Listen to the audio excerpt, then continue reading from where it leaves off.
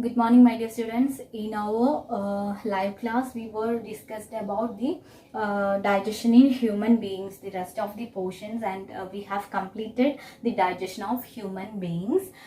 In that, in our previous class, we were studied about small intestine, and we know that the digestion process and absorption finishes in small intestine, or it is completed in small intestine. And inside the small intestine, for absorption, there are numerous finger-like structures are present called villi. And inside the villi, there are numerous small blood vessels are there, which are called as capillaries. And through these capillaries, the digested food is absorbed and it is transferred to the blood. Okay, the digested food along with the nutrients are transferred to the blood through the capillaries present in the villi. And through blood, it is transferred to the every cells in our body, and in cells, it is utilized for energy. The digested food is utilized for energy.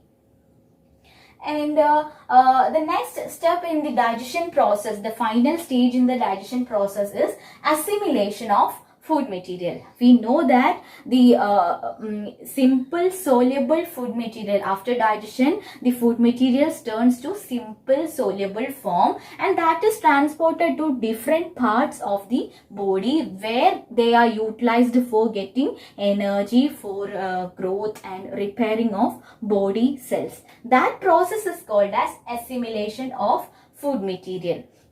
So the digested food is utilized for production of the substances like proteins and also for repairing of the body tissues.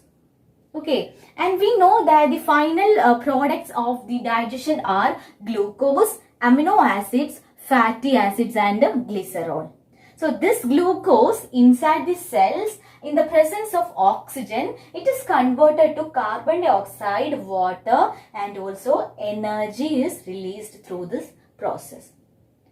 And the next one is amino acid. Amino acid is used for building and repairing of body tissues. And fatty acids and glycerol also acts as energy reserves, and they are stored under the skin for further use. These are the things that happens to the final products after digestion.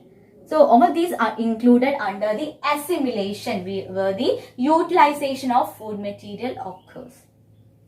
Okay, and there is a digestive disorder that happens, is called as diarrhea. I will read that portion. Diarrhea. Sometimes an infection, food poisoning or indigestion results in diarrhea. And diarrhea is an infection of the intestine and involves passage of watery stool very frequently. This leads to the loss of water and useful salts from the body and can cause dehydration. It can be fatal under severe conditions. It can be avoided by giving the patient plenty of boiled and cool water with sugar and pinch of salt dissolved in it. This solution is called as oral rehydration solution. So this is about diarrhea, watery stool which goes frequently from our body, that may lead to dehydration. And how cure this diarrhea? By having oral rehydration solution. Okay, and the next step in the process of digestion, or the final step, is egestion. From the small intestine, the undigested and unabsorbed food is transferred to large intestine. And inside the large intestine, the remaining water and also salts are absorbed. And large intestine is a wider and a shorter part, and it is the length is 1.5 meters. Large intestine contains two portions, the upper part called colon and the lower part called rectum. Okay, so the undigested food from the undigested and unabsorbed food from the small intestine reaches large intestine, where the absorption of remaining water and salts occur. And after this absorption, what happens to the undigested food is it becomes very dry and very dry and almost semi-solid form. That is called as feces. So it will get transferred to feces or the waste. Okay, and this waste is stored inside the lower part called the rectum. The waste material from the large intestine is stored inside the rectum, and then finally it is removed from the body through anus. And this removal of the waste material through anus is called as excretion or egestion. Okay, and some organisms live in the digestive system of other animals. For example, tapeworm living inside the small intestine of human being, lives in the human intestine. And there are two multiple choice questions. Bile juice helps in the digestion of dash, digestion of fats. The carbohydrates get broken down into glucose. And there are two another digestive disorders like constipation and stomach ulcers. In constipation, the person suffers from difficult bowel movement characterized by dry and hardened feces.